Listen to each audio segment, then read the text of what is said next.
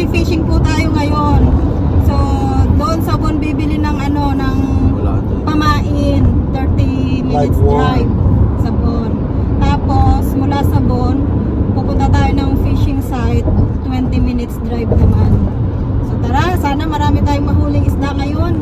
Maganda ang weather, medyo makulimlim. Kahapon kasi nung pumunta kami sa beach, sobrang init.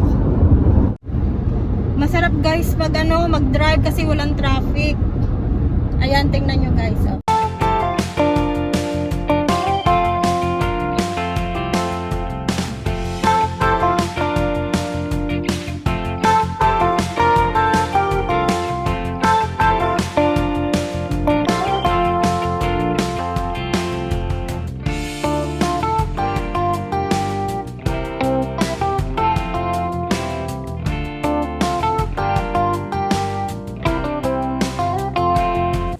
Ayan guys, andito na tayo sa bilihan ng bulate, pamain para sa isda. At ngayon naman ay papunta na tayo sa fishing site sa Richmond Hill.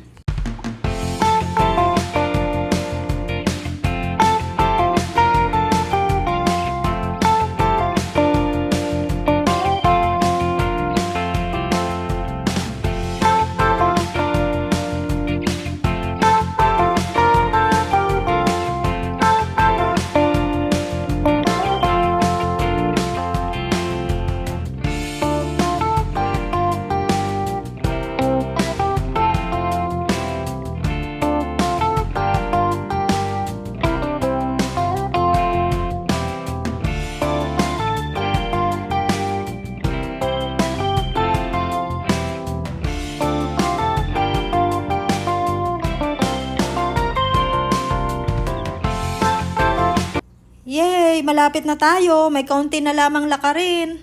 Hi guys! Malapit na tayo. Malapit na tayo dun sa fishing site. Oh, ang ganda dito guys. Oh. Puro puno.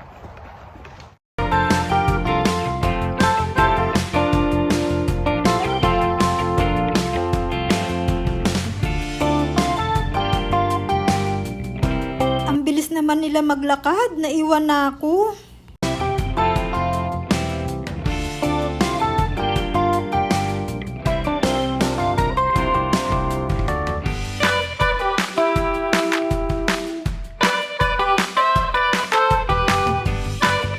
First time lang natin dito ngayon, sinusundan lang talaga natin yung daan. Sana wag tayong maligaw.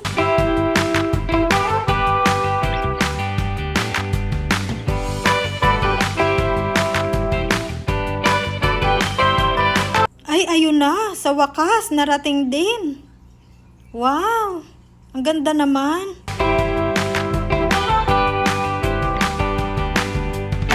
Pero kakain po muna tayo at hindi pa nakakapag-almusal. Ayan ang gutom ni Mervin. Hi, Mervin. Hindi na makausap eh. Ulam niya dinuguan tsaka crispy pata. Wow! Kain muna tayo. Gutom na rin ako. Hindi pa nakapag-almusal. Putoy, kain na.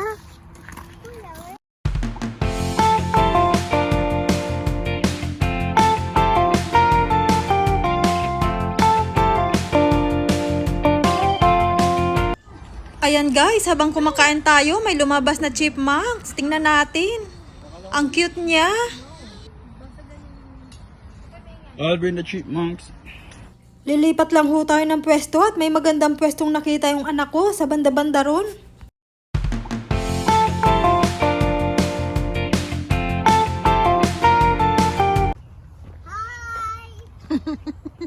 Hi! Hi, Brandmar. Ibig sabihin 12 pieces yan? Saan lang nga dapat kinuha mo? It's locking. Okay. Yeah, the log, the big log. Not the big log is Kapagsawa blocking. ng ano ko. Ay, ano nangyari? Kinain lang yung pain.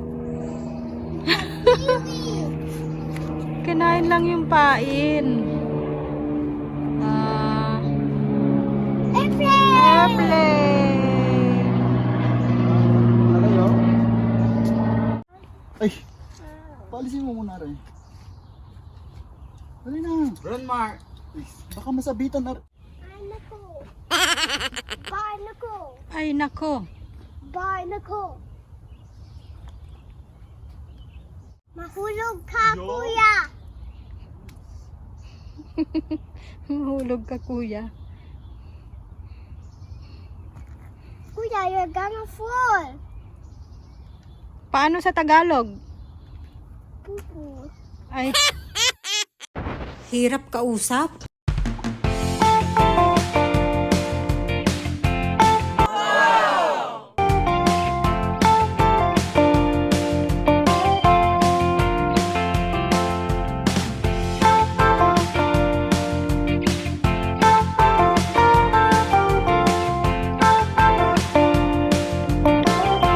Gusto daw mag-explore ni Branmar habang nagfi-fishing ang papa at ang kuya. At pagbalik daw gusto niya may huli ng isda.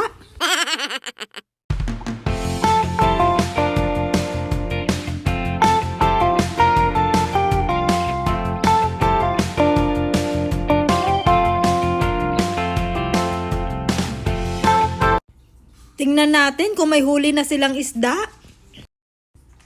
Ayun, may huli na. Ay, kaya lang parang maliit. Tingnan natin. Ay, maliit nga. Oo. Ay, dalawa pala yan. Pasilip muna uli sa lake bago tayo umalis.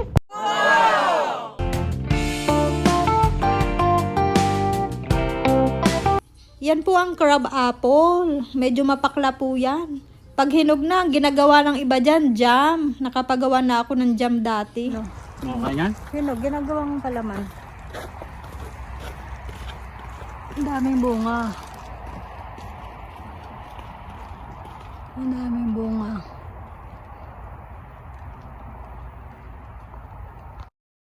Ang daming bunga. Pumitas po tayo ng ilan para mapatikman natin kay Rajmar. Ay, sabi ni Rajmar, parang lasa daw ng balat ng santol. Kumain din ako ng isa. Hi guys, pauwi na po tayo galing sa pag-fishing. Ang liliit naman ng mga nahuling isda, kaya binalik na rin sa tubig. Dahil sayang naman. Next time sa ibang fishing site naman tayo pupunta para may mahuling malalaki. Bye-bye! Thank you for watching!